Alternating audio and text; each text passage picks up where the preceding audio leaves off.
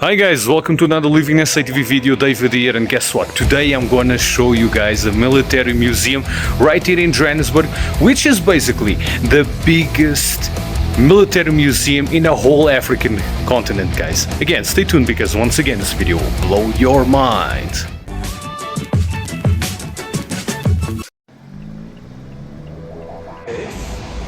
Okay, this is the outside of the museum.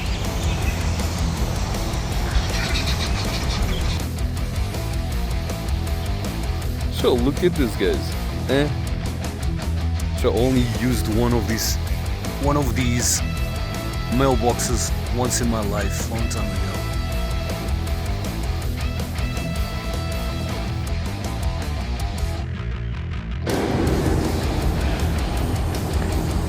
So that's the entrance.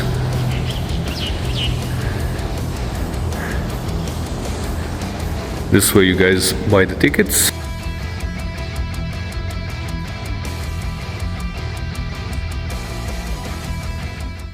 Hello, I'm David Harris. I'm the curator, one of the curators at the Ditsong National Museum of Military History, and I'm going to take you around and show you some of what we have. In this room we have 3 German fighters from the Second World War. They demonstrate how technology advanced rapidly while the war was being fought. So at the beginning we have the Me-109, of which more fighter planes were built than any other type of fighter plane in world history. There were tens and thousands of these in combat during the Second World War. But once we were able to compete with the Me-109s, not long after that came out the FW-190. Despite Germany having lost the war, the Focke-Wulf 190 had the highest kill-to-loss ratio of the entire Second World War, with the Mustang coming in second, the American P-51 Mustang. But this is the most interesting aircraft we have in the entire museum. It's one of our jewels. This is the Me-262 two-seater night fighter. Only 15 of these types of Me-262 were built, and this is number 8, Red 8, from Red Squadron. This aircraft is the last that's in one piece and on display anywhere in the world. And there's a whole cult of people looking around for even parts of any of the other 15 Me-262 two-seater night fighters. Red 8 was in defense of Berlin at the same time that Russian forces were overrunning the city of Berlin, and the pilots decided it was too dangerous to land once again, and they gave themselves up. The plane eventually ended up in South African hands, where we are very proud to have been able to maintain it and keep it available for the public to see.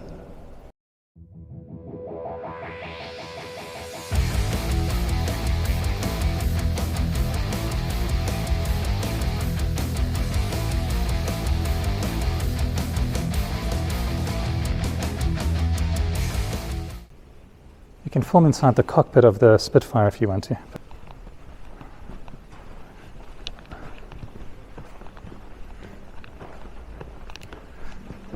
People like to see it slide open as well. It's a high altitude Spitfire. Very practical, it's just The bare minimum. bare minimum. Very little space, especially if you've got a parachute on your back as well. Oh, there's a parachute in the back? No, you would have one on your back when you fly. Yeah, okay. So you'd have very little Okay. space. It's impressive.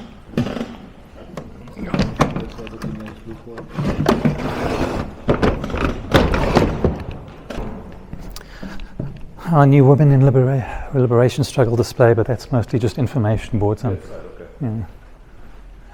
It just came up. And our brand new Indian South Africans in the military. That's just come up. But again, it's also only information boards. I'm going to do these two together. This is the 1,000 kilogram German bomb from the Second World War, one of the largest conventional bombs used in the Second World War. And this one was dropped on South African forces but didn't detonate. And the South African Engineering Corps managed to defuse it despite there being a dummy fuse inside.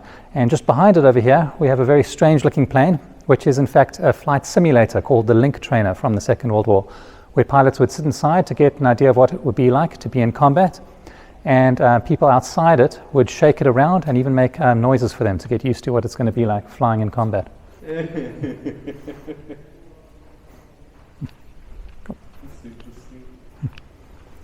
Okay, this is the striker's gun. This gun is from the 1922 miners' strike, or the Rand Revolt. When the strikers were mining, Prime Minister Smuts was overseas in Britain, and instead of coming home, he sent a telegram with instructions to just bomb the miners with some of South Africa's earliest aircraft. The miners managed to construct this gun out of scrap, and they used more scrap metal as shrapnel and fired on the aircraft bombing them, managing to shoot 2 of them down. The White Miners' Strike, or the 1922 Miners' Strike, or the Rand Revolt. This is a copy of a portrait of Job Maseko. We keep the original under protection. Job Maseko is the South African who did more damage single-handedly to enemy forces than any other South African in the Second World War. He was taken prisoner in North Africa, and while prisoner, he used a condensed milk tin as well as some bits of ammunition he was unloading from their cargo ships that he managed to steal to make a bomb, with skills he learned working on the mines. He grew up in Springs on the east of Joburg.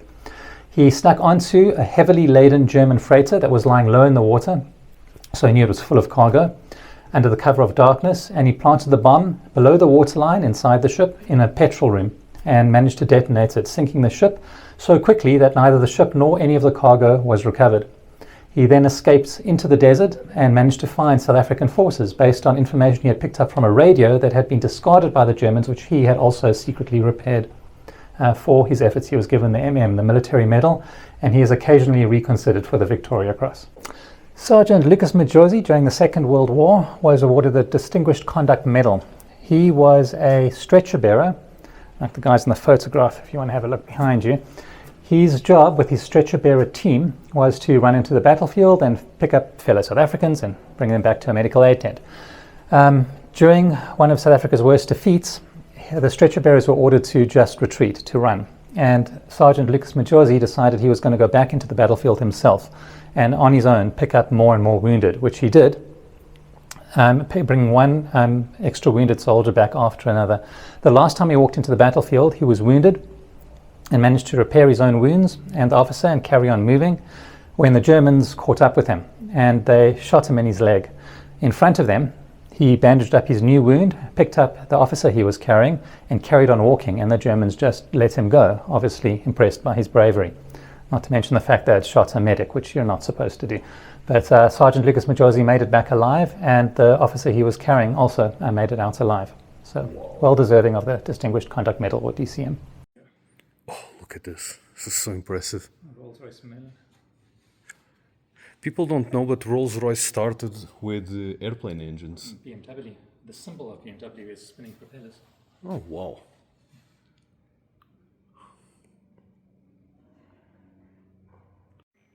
Look at this one, look at this one, look at this one. Okay guys, always make sure when you come to the military museum, you come on an actual tour. You will learn a lot. So much history. Oh, look at this one. That's the 10-ton gun. This gun was protecting South Africa's east coast in both the First and the Second World War. It never saw any real action, but it is a gun that explains why horses had to be replaced by trucks to pull heavy guns around. This is simply too heavy for horses to pull over muddy land, and trucks and cars had to start being mass produced. Oh, wow. That's what we're going to go next. History of the tank. We can do the 34S for those. The MG34 is a famous machine gun that the Germans used during the Second World War. This variant over here is much more rare. It's the MG34S, S for Schnell. It fired at a much higher rate than the standard MG34s, but too fast to prevent it jamming up and to prevent the barrel from overheating. So they never went into mass production, but a few MG34Ss were used on the Eastern Front against the massed Russian charges. This is the Excelsior well bike, well for Wellington, where it was made. The Excelsior well bikes were dropped from with parachutes with paratroopers so that they would have a means of transport once they hit the ground. It would be pretty scary driving at up to 60 kilometers an hour this close to the ground, but it was better than walking. I will have lots of fun with this, I can tell you. So look at that, there's a knuckle, and this is actually a gun. Yeah. This is so interesting. Gun, blade, and knuckle. Sure. Telling you what this museum is so amazing, especially if you like tech and you appreciate old tech. Realize you only see these things in video games. Oh wow. Look at the small little mortar. So guys, this used to be an early fire truck moved with a steam engine. Look at this thing. It was probably used in the mines. Look at this one. This is so impressive. Look at the machine gun. This thing is not static, it actually moves. Look at this. This is impressive. Check this, guys. This is a pump to bring oxygen to the diver, right? And this is what divers used to use. Technology came a long way, eh? During the Second World War, South Africa had the fortune of being far away from the heavy fighting and out of range of heavy bombers. So South Africa was a breadbasket. It was a place for refugees to go. It was a place for prisoners to be held as well, and it was a production facility. Over here is a mock-up of the Italian prisoner of war camp that we had in South Africa. And the Italian prisoners of war were treated really very well and were given lots of time to practice crafts, to put on plays and to play sports. After the war ended, a lot of the Italian prisoners decided they didn't want to go back to a devastated Europe and instead stayed in South Africa. And they earned the first money that they managed to put together to form lives in South Africa by building South Africa's roads and bridges on the east side of the country. Greek refugees also stayed and became South Africans, and Polish refugees as well stayed and became South African citizens, and their descendants are still living in South Africa today. Wait, what is this about? That's an aerial dart from the First World War. Those would be dropped by the handful out of planes, often targeting horses. Wait, what is this? That is a trench dagger used for very close quarters fightings. You often see in movies the soldiers running toward the enemy trench. They don't show you what happens when you reach the enemy trench, which is when you are in hand-to-hand combat against someone you squashed up against. So a weapon like this, a push dagger, would be allow you to get your weapon to the enemy. The food that they used to eat in war. Well, that's a field ration biscuit. Yeah, they were not pleasant to eat. Video. This is so interesting. So I thought there was like something that you had to go in, but this is actually convertible. This is a mobile artillery piece, self-propelled artillery gun. Oh wow. This is so... Look at this. Incredible, okay. Oh, this is where the driver goes to. Wow. 60. That was built by our workshop. They were called tanks because it was a secret weapon and they wanted to keep what they were building hidden. So they thought if they called it a tank and someone hears about it, they would think it's a water tank or a petrol tank. And so they changed the design basically. Yeah. And this is a World War I tank. That's the first kind of tank ever built by Britain during the First World War. Wow. Over here we have one of our most interesting pieces, although you might easily walk past it if you don't know it's here. This is a purse that a lady had on her during the siege of Ladysmith. During the siege, the people stuck in Ladysmith ran out of food and they started eating the horses, ran out of horses, and started eating horse feed. And in her purse she has some horse feed. This is from the time she was in Ladysmith. And she was softening it by keeping it in her purse, by squashing it up. And she had eaten a little bit of it when Ladysmith was relieved, and her purse was ultimately donated by her family to the museum. I can imagine the thickness of the steel. You probably just could go through this like... Oh wow. Oh wow. Wait. Wait. This is highly interesting. Wait. So people just had to jump in, right? Yeah. You would have a crew of 5. Oh wow. A crew of 5 here? All with their equipment on, helmets and uniforms. Are you serious? Oh wow. You had to jump basically in to trigger the machine gun? It's the aircraft gun, and you would have to jump out if the thing was on fire, and you only had seconds to get out of the tank before it would explode, but they would practice getting out very, very quickly. And there's a trapdoor at the bottom to sneak out underneath the tank as well. Oh wow. This is our most beloved showpiece, Nancy the baby springbok. Nancy was the mascot to South African forces on the Western Front during the First World War. She was so beloved by the soldiers that on one incident when she went missing, soldiers even abandoned frontline positions to go and find Nancy. She was originally taken to the Western Front by Transvaal Scottish soldier, so they played bagpipes to attract her, and she heard the bagpipes and came running back. Nancy was wounded during the Battle of Delville Wood, which is why her horn is skew, but she survived her wounds and only died shortly after the war from a disease. Nancy became quite popular in articles written about South Africa, especially around the Battle of Delville Wood, and so around the world people started to associate South Africans with springboks because of this one, Nancy the baby springbok. Wait, say that, that's so interesting. What is this about? That's Jackie the baboon, another mascot from the First World War for South Africans, especially associated with the 3rd South African Infantry. Jackie was used for fundraising after the war, and during the war you would need to pay 10 cents to shake her hand and you would pay 25 cents to give her a kiss on the lips. Jackie was made formally a corporal in the military and even drew a pension after the war. Okay, over here we have a miniature submarine. It's a one-person submarine from the Second World War that Germany used. Their idea was as if they could build a lot of smaller submarines that could cover more space than relying on the typically larger sized ones. In this submarine, it was powered by these batteries, so the pilot could only sit in a small space at the back. And the submarine started to take on water if they were underneath the surface for too long. And the fumes from the battery could overwhelm the pilot and cause the whole submarine to sink. The pilot also was sitting on his own toilet, and if it stayed underwater for too long, the toilet would overflow, and that could overwhelm him as well. So it was not popular for the pilots who had to use these mulch or salamander submarines, and they never did work out very well for the Germans. Another problem was the large torpedo you see on the side. If that was fired, the whole submarine would tilt at an angle and stay tilted until the other torpedo was fired as well. So they did have to stay reliant on the larger U-boats or underwater boats rather than using these mulch or salamander submarines. So this engine over here is what ran the tank behind it, the Centurion, which is the tank that South Africa copied to make its elephant tank, which we currently use. But the smaller tank hidden by the engine is the Comet's tank from the Second World War. Made by Britain right at the end of the Second World War, it never saw much action, and its engine is another smaller one over here. So a Second World War engine compared with a Cold War period tank engine.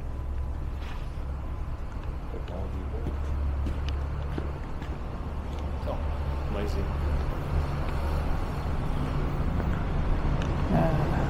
Centurion. That's the Ferret armored car used during the Cold War. The Ferret was a mobile mortar site. It was a scouting vehicle. Definitely one of the smaller armored cars used during the Cold War. This is the Russian T-55 tank. This one is one of 4 that were captured during the Cold War, and because the technology was new, a wedge was cut out from the front to study what alloy the armor was made out of, and a hole was drilled through the armor to see how thick the frontal armor on the T-55s was.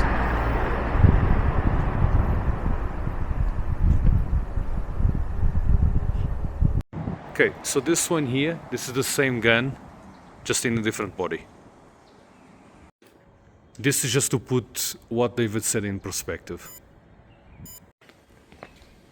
So these are the shells of the bombs, basically.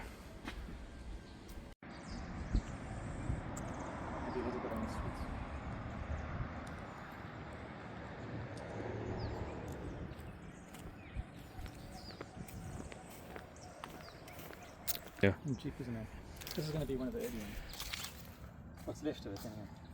This is Sweet Sue. Sweet Sue is a tank from the Second World War, one of the larger British tanks from the Second World War, otherwise known as an AVRE, Armoured Vehicle Royal Engineers, or a funny tank. And if they put a flamethrower on the front, they called them crocodiles, and it was also known as a Churchill tank. This one is fitted with a petard mortar for short-range fire and bunker busting. Okay, David, what is this one? This is a recovery version of the Elephant's tank used by South Africa. This one was used by the 6th Mechanized Infantry Brigade during the Cold War. South African industrialization. I Alice mentioned that, but I just want to mention the Rattle 20 MK1. So this was the first production Rattle, serial number 0001 that was ever made, and it's been put back into working order. Oh, wow. See if we can go inside. The Sarge. Guys, never seen one of these inside? There you go. That's how it looks like. Sure.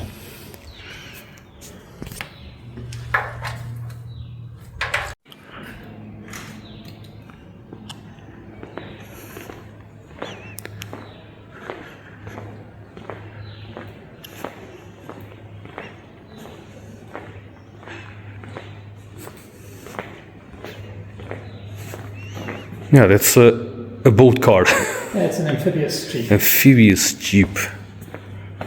Well, it's a Ford, not a Jeep. But it's an amphibious Ford used. Some of these were used during Normandy. Okay. So at the end of the World War II, basically.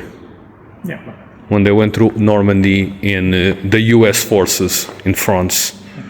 That's how they epically ended the Second World War, basically. Look at this one.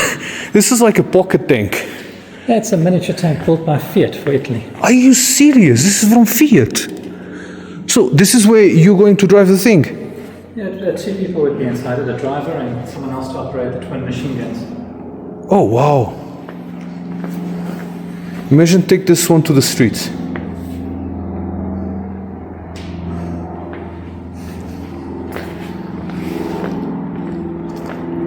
Nobody will mess with you, not even taxis.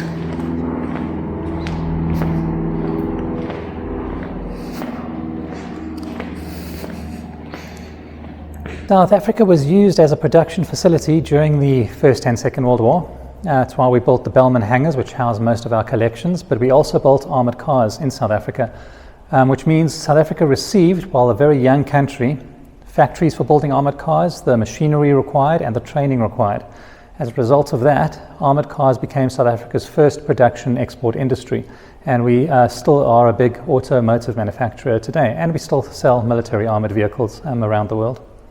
Okay, cool thing about this one, this used to be a nuclear bomb carrier, and it was subsonic, or less than 1,000 something kilometers per hour, just to keep the bomb stable and carry it. So I think it was under American. You noticed how when the flag is on an aircraft, it's backwards, as though it's loose and blowing in the wind. Ah, okay, I see.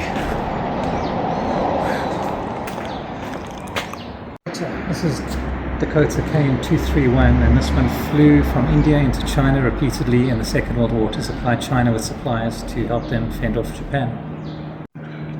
They called them meat bombers because they would drop soldiers out of them from quite a height and you'd get winded hitting the ground. Okay, so this is a Mirage 3C, okay? It's a supersonic jet. Supersonic? Yeah, twice the speed of sound. It's the first supersonic jet South Africa used. This used high pressure air to start the jets, and you could have something very much like a shotgun shell to start jet engines, or you have to produce air start. So without this piece of equipment, the jet doesn't even start? Can't even get the engines on. Wow.